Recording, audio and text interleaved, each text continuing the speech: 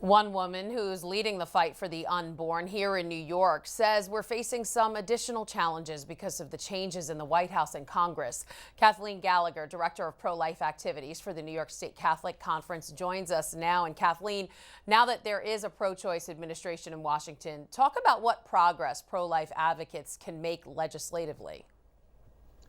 Well, there's no doubt, Christine, that it's going to be very challenging with the new administration. Just within the last few hours, the Biden administration has announced that they're going to roll back the Mexico City policy, which stopped our federal taxpayer dollars from funding abortions overseas. They're also looking at ways to do that here domestically to allow our federal tax dollars to fund abortions through Medicaid. So no doubt it's going to be very challenging, but we can't give up the fight, not even a little bit. Absolutely. You recently wrote a column for The Tablet ahead of the anniversary of Roe v. Wade. You said, a society which allows innocent infants to be arbitrarily destroyed under the mantle of law will inevitably undermine respect for lives in other contexts. What did you mean by that? Well, I think that over the years, 48 years now, that abortion has been legal in the United States, it's hardened us. It's hardened society as a whole, and we don't see the intrinsic underlying value in each and every irreplaceable human being. And that extends not just the unborn, but to the born and to the elderly and to the sickly and to those who are most vulnerable. We really have to expand our vision of what it is to be pro-life, to stand up for life in every context that it's threatened, whether it's through poverty or racism or abortion or physician-assisted suicide.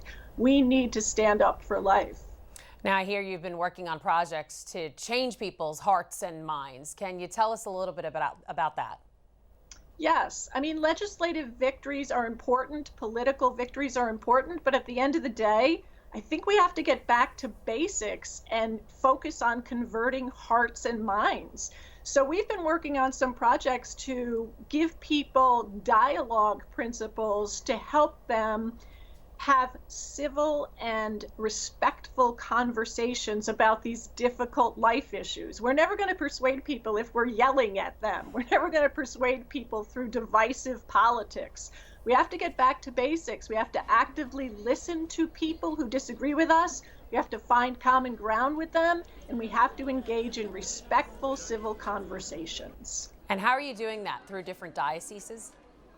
Yes, we've been working first with the Diocese of Syracuse to do these training workshops for people who work for the church, people who are Catholic, people who are pro-life, to help them understand dialogue principles, to start engaging in civil, respectful conversations about the whole gamut of life issues. Sure. Now, what can everyone who's watching from home do to help the cause?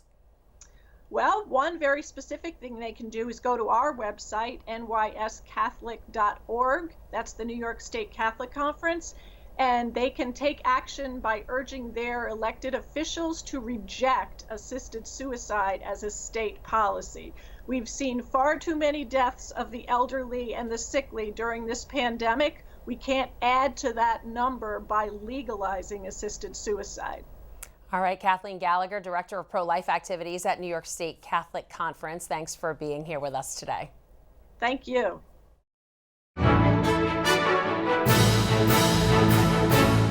If you're watching Currents News on YouTube, be sure to hit the subscribe button and click on the bell to get updates to all of our newest content, because we are putting your faith in the news.